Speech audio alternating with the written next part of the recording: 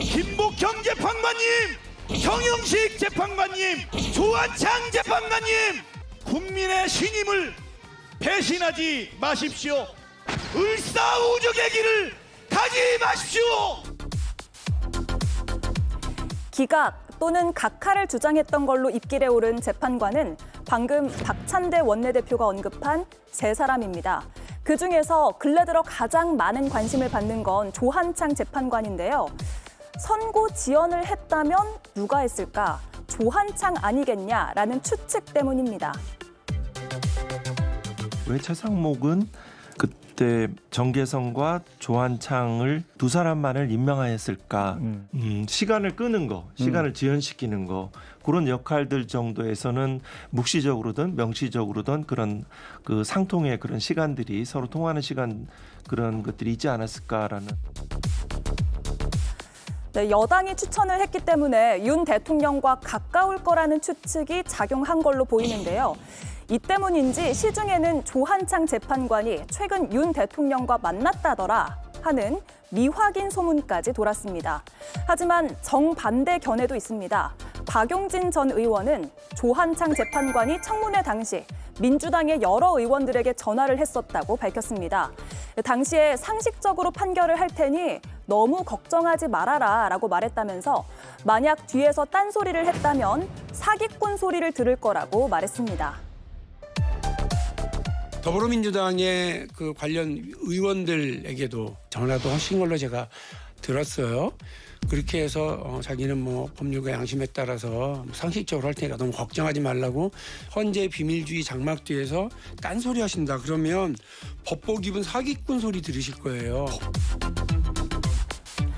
네, 조한창 재판관은 청문회와 취임사에서 법률과 양심, 소명과 책무를 강조한 바 있습니다. 여러 추측과 썰이 난무한 가운데 처음의 다짐이 지켜질지 지켜봐야겠습니다. 네, 전원 일치 가능성이 커진 것인가? 오늘 선고일 지정으로 다시 한번 궁금해질 수밖에 없는 부분이고요. 저희 목요일, 화요일이죠. 화요일에 마음이 앞섭니다. 벌써 목요일가 있네요.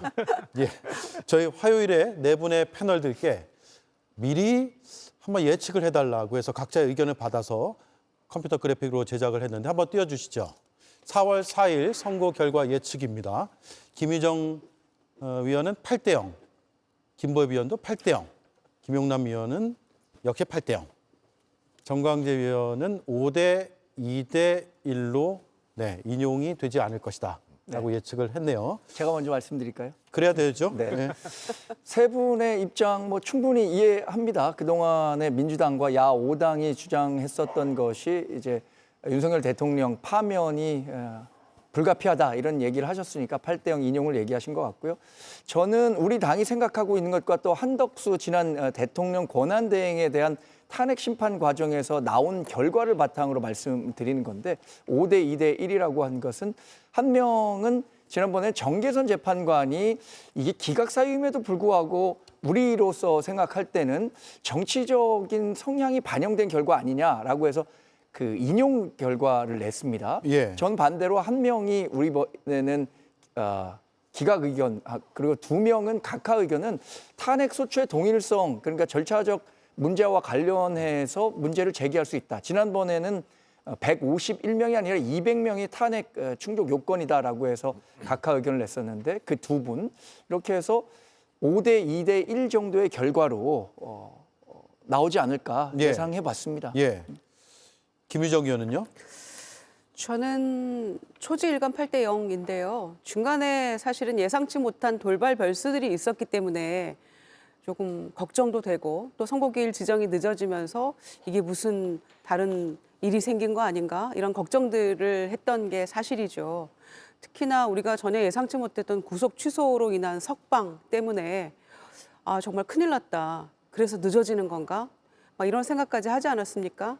지금 그동안의 일들이 주마등처럼 스쳐가는데 저는 8대 0이라는 것은 길게 얘기할 것도 없고 그것이 헌법 정신이기 때문에 그렇습니다. 그리고 주권자인 국민의 명령이기 때문에 또한 그렇습니다. 이 사건은 너무나 명백한 사건이고요. 저는 뭐 오랜 법조 경험을 가진 헌법재판관은 뭐 물론 이러니와 법학과 1학년에게 물어도 이것은 저는 파면이라고 생각하거든요. 예. 그래서 국제사회가 정부 한국을 주목하고 있고 아까 주가 급등하고 이런 저희가 현상도 얘기했습니다마는 남북 관계가 대치 국면일 때 평화가 곧 밥이다, 평화가 경제다 이런 얘기 하지 않았습니까? 파면이 곧 밥이다, 파면이 곧 경제다라고 생각합니다. 그래서 다시 한번 4월 4일 날 주가 급등의 어떤 환율 폭락의 이런 경험을 해보고 싶고요. 그리고 이것이 가장 기본적인 헌법 질서 유지를 위한 당연한 길이기 때문에 그런 것이고 그렇지 않으면 우리나라 흔들려서 더 이상 유지할 수 없는 그런 후진국으로 전락할 수 있기 때문에 저는 당연한 수순이라고 생각하고 8대 0을 확신합니다. 예. 저도 8대 0을 의심하지 않습니다.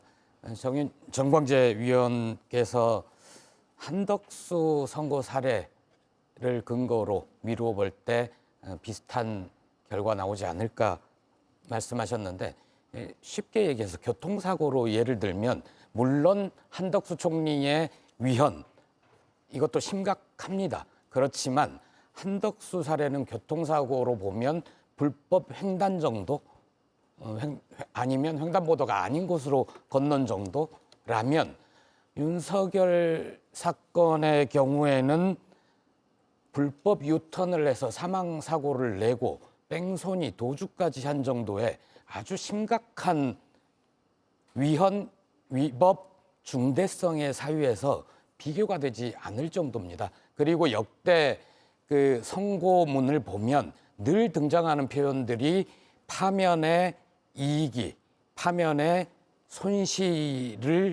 손실보다 크다 정도의 표현이 등장한다면 이번에 한덕수 경우에 정혜선 재판관은 이익이 손실을 압도한다라는 표현을 쓰지 않았습니까?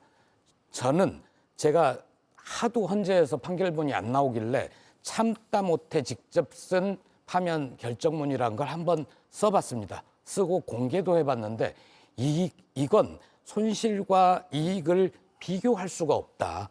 어디가 압도적으로 크다 적다가 아니라 이건 비교 자체가 불가능하다. 앞에 김유정 의원 말씀대로 파면하지 않을 경우 대한민국은 더 이상 민주공화국이 아니며 수십 년의 역사를 거꾸로 돌아가는 그런 결과, 참담한 결과가 빚어질 것이다. 그러므로 헌재 재판관들께서 상식에 따라서 헌법과 법률에 따라서 8대 0으로 결정할 것이다. 이렇게 봅니다. 네, 김용남 의원님. 물론 헌법재판관 8명 중에 일부 사유에 대해서는 의견 일치가 안 되는 부분도 있을 수 있습니다. 예를 들어서 지금 탄핵 사건의 주요 쟁점 5개 중에 법관과 정치인의 체포 시도 부분에 대해서 이거를 노상원의 수첩에 기재됐다, 일부 군사령관의 진술에 의해서 사실 인정은 될지언정 피청구인과 바로 연결시킬 수 있느냐, 그런 사실 인정 부분에 있어서는 일부 의견이 있습니다만 주요 쟁점 5개 중에 하나만 해당돼도 사실은 파면 사유가 된다고 봐야 되거든요. 예. 재판관 8분 중에 저하고 대학 동기도 한 2분 계시고 사법연수원 동기도 계십니다만 저보고 만약에 이거를 기각이나 각하 사유를 써보라고 하면 도저히 못 쓸 것 같아요. 이거를 만들어낼 수가 없어요, 결정문을. 예. 그렇기 때문에 8대 0 인용은 될 거라고 생각하고, 또 하나 만에 하나 이게 파면이 안 될 시에는 우리나라 대통령에게 어떠한 실질적인 요건이나 절차적 요건을 전혀 갖추지 못한 상태에서도 앞으로 비상계엄 선포에도 파면되지 않는다, 탄핵되지 않는다는 이른바 비상계엄 선포의 면허권을 주는 꼴이거든요. 그래서 그런 결정을 할 재판관은 없을 거라고 믿습니다. 예, 법률가 입장에서 단 한 줄도 못 쓸 것이다. 예. 기각이나 각하는. 한덕수 대행의 기각 결정문도 한 줄도 못 쓰실 것 같으세요? 어떠세요? 아니요, 그거는 그건 좀 저는 달라요? 예, 저는 기각될 거라고 예상을 했어요. 그러니까 예. 그거는 헌법과 법률에 위배되지만 파면할 정도로 중대한 위배 사유는 안 된다. 왜냐하면 1월 26일 날 헌법재판관에 대한 임명을 거부하지 않겠다라고 선언하고 바로 그 다음 날 탄핵 소추가 됐거든요. 그래서 예. 그거는 파면 사유까지는 안 되지 않을까 그랬는데 예상대로 나왔고요. 결과가 4월 4일 선고는 뭐 8대0 파면 인용이 되지 않을까라고 생각을 합니다. 예. 네. 그렇군요. 한덕수 대행의 그 결정문을 보고 나서 그 뒤에 5대3 이른바 되도록 이 얘기가 많이 퍼졌던 것 같고 그로부터 좀 더 앞으로 거슬러 올라가 보면 대통령 구속 취소 결정이 있었죠. 그리고 항고를 하지 않은 검찰도 있었고 이런 문제와 맞물리면서 최근까지 굉장히 불안해하거나 걱정하는 시민들도 꽤 있었는데 결과를 한번 지켜봐야 될 것 같습니다. 내부는 이 사안을 처음부터 끝까지 모든 과정을 다 함께 하셨기 때문에 그래서 어떤 결론을 예상하시는지가 상당히 궁금했고 혹시나 최근에 이런 결정들로 생각이 바뀌셨는지도 궁금했는데 한 장의 그래픽으로 잘 정리가 된 것 같습니다. 안국역 인근의 모습은 저희가 계속해서 보여드리고 있습니다.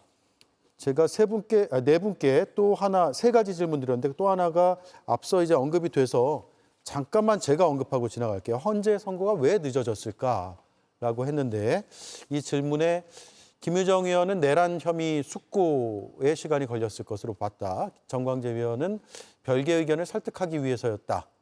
김보엽 의원은 별개 의견을 작성하기 위해서 시간이 걸렸을 것이다. 그리고 앞서 말씀하신 대로 재보궐 선거도 가만히 됐을 가능성이 있고 배제할 수 없다. 이런 입장을 나타내 주셨습니다. 3번째 질문이요. 헌재 선고의 그러면 마지막 쟁점은 무엇이었을까?인데 한번 보여주시죠. 전원 일치를 위해서였다. 김유정 의원께서 말씀해 주셨고 정광재 의원은 법률 위반의 중대성, 즉 파면할 정도로 중대한 행위였는가에 대한 그 부분을 따지기 위해서 마지막까지 쟁점이 이어졌다라는 것이고 김보엽 의원님은 단순하시네요. 깔끔하시네요. 예, 없다. 8대0은 처음부터 결론이 나 있었을 예. 거다. 그런 뜻입니다. 예, 없다. 이고 김용남 의원은 전원일치 마찬가지 말씀을 해 주셨습니다. 자, 전원일치 가능성 저희가 아까 좀 짚긴 했습니다만 김용남 의원 한번 짚어주시고 두 분께서 말씀하셨으니까 김유정 의원께서도 좀 발언을 해주시면 좋을 것 같아요. 해주시죠. 먼저. 예. 크게 보면 이번 탄핵 재판의 쟁점은 5개입니다. 비상계엄의 선포 요건을 갖췄느냐, 그리고 포고령의 위헌 위법성, 그리고 국회 장악 시도, 그리고 중앙선관위에 군을 투입한 거, 그리고 법관과 정치인들을 체포하려고 시도했느냐, 뭐 5개 정도의 쟁점이 있는데요.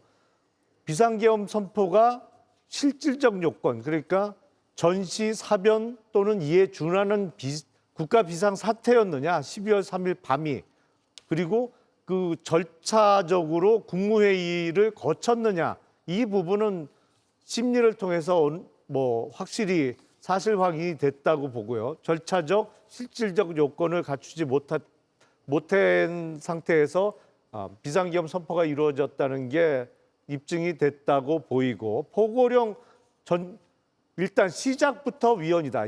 예. 일체 정치 활동을 금지하는 게 위헌 위법이다. 그리고 국회 봉쇄는 뭐 라이브로 다 중계가 돼서 국민들이 다 보셨고, 선관위에 대한 장악 시도도 피청구인 윤석열이 헌재에 출석해서 내가 선관위에 군 투입을 지시했다라고 본인이 자백을 했기 때문에 별 문제는 없어 보입니다. 다만 4번째에 있는 법관과 정치인에 대한 체포 시도를 직접 지시했느냐, 요거는 사실 형사 재판에 있어서는 앞으로 심리를 통해서 밝혀지겠습니다만 헌재 재판을 통해서 뭐 그거에 관여한 사람들에게 직접적인 지시가 있었느냐는 조금 재판관들 사이에 이견은 있을 수 있다. 그러나 저 5개 쟁점 중에 하나만 해당되더라도 파면 사유는 충분히 되고도 넘친다. 예. 이렇게 생각됩니다. 예. 저도 대동소이한 의견인데요. 거기에 더해서 그동안 헌법재판관 개개인에 대한 어떤 인신공격이랄지, 그다음에 재판부 자체를 국민의힘 의원조차도 처부수자, 깨부수자 이런 얘기까지 하는 어떤 극단적인 이야기까지 나오지 않았습니까? 그런 것들 때문에 저는 분명한 소신을 가지고 임하고 있는 재판관들도 사람인지라 흔들림이 있을 수 있었고 또 고민도 했을 거라고 생각합니다. 이제 그런 것들을 포함해서 5가지 주요 쟁점들에 있어서 하나하나 뜯어보는 시간이 조금 더 정치하게 필요했을 것 같고요. 또 워낙 국민의힘이나 피청구인 측에서 이것저것 건건이 시비 거는 것들이 굉장히 많았잖아요. 그래서 그런 것들을 하나하나 정말 아무 문제 없이 그리고 이렇게 갈등이 양쪽이 쭉 갈라져서 고조된 이 상황에서 마지막에 이 헌재의 선고는 결과적으로 국민 통합으로 가는 방향으로 가야 한다라는 점에서 누가 읽어도 고개를 끄덕일 수 있는 그런 결정문을 만들기 위한 어떤 그런 진통의 과정이 아니었을까 생각하고요. 그래서 저는 전원일치 뭐 처음부터였는지 아니면 마지막에 어떤 합의점을 찾은 거였는지 우리가 알 수는 없지만 저 개인적으로는 8대 0이 분명하다고 생각했습니다만 그 과정을 찾아가는 그 길에서 조금의 시간이 좀 필요했던 게 아닌가. 예. 그리고 아까 말씀드린 것처럼 중간중간에 어떤 돌발 별수들 이런 것들이 지체되는 그런 작용을 한 게 아닌가 생각합니다. 그래서 전원일치로 가는 과정이었다라고 예. 저도 봅니다. 한 말씀만 붙이자면 주권자인 국민이 직접 선출한 대통령을 파면하느냐 그렇지 않느냐는 정말 중차대한 문제죠. 더군다나 헌법재판소는 다른 그 법률 그 재판과 달리 단 한 번의 재판으로 끝나기 때문에 이 과정의 절차적 중요성이라든가 하나하나 세밀하게 따져야 할 부분이 있다고 생각합니다. 그래서 저는 재판이 11번 변론밖에 안 했는데 이렇게 평의가 길어질 거였으면 재판을 오히려 조금 더 열심히 문영배 소장 대행이 했었으면 어땠을까 하는 아쉬움이 있는데 어떤 식으로든 결론이 날 겁니다. 제가 앞서 말씀드린 것처럼 민주당에 오늘 제가 직접 논평을 써서도 승복하라라는 메시지를 드렸습니다. 저희 당은 이미 수차례 승복하겠다라고 말씀을 드렸는데 마치 박홍근 의원의 SNS 게시물을 통해서 알 수 있는 것처럼 불이한 재판 결과라면 저항하고 승복하면 안 된다. 이런 식으로 대응해서는 공당으로서 수권 정당으로서의 자격이 없다고 생각하기 때문에 예. 어떤 식으로든 승복하는 자세가 필요하다고 생각합니다. 예. 오늘 마지막 발언권은 김보엽 의원께 드리겠습니다. 8대 0 쟁점도 없다. 단순하지만 명료한 답을 주신 김보엽 의원님. 방금 승복 말씀하셨으니까 거기에 대해서만 말씀드리겠습니다. 국민의힘은 승복 얘기를 할 자격이 없습니다. 예. 권성동 원내대표가 얼마 전에 이재명 대표 2심 때 오전에는 여야 모두 승복을 하자라고 해놓고 오후에 그 재판관들 공격하기 시작했거든요. 승복이란 단어를 모르는 겁니다. 그분은 그 말을 썼으면 안 되고 그리고 아까 정강재 위원도 승복 안 할 수 없는 구조다. 헌재 결정은 예. 그렇게 말씀하셨잖아요. 특히 국민의힘은 그럴 겁니다. 파면 결정이 나면 대선 치러야 되잖아요. 국민의힘 간판 내리고 신장개업 해야 될 거고 비대위원장 또 어디서 찾아와야 될 거고 그러려면 승복 안 할 수가 없는 거죠. 예. 이 시간이 없어서 반론의 기회를 목요일 날 드려도 될까요? 그렇게 하시죠. 예. 알겠습니다. 네 분 감사합니다.